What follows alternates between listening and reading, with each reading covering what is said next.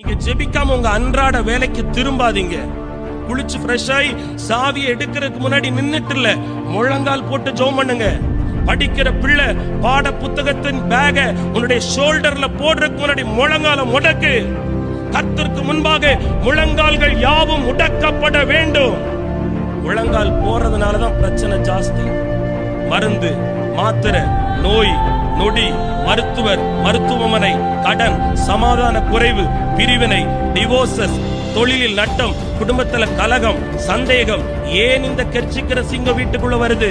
முழங்கால்கள் முடக்கப்படாமல் உட்கார்ந்து படுத்து தூங்குறதுனாலதான் அந்த பிரச்சனை. ஆண்டவர் சொல்லுகிறார், சொன்னவைகள் எல்லாம் பூரணமாய் நிறைவேற்றப்பட வேண்டுமானால் விசுவாசியாயிரு, பொறுமையாய் சகித்துக் கொண்டிரு. மூன்றாவது, பரிசுத்தத்தை காத்துக்கொள். நம்பர் 4, முழங்காலில் ஜெபிக்கிற பிள்ளையாயிரு.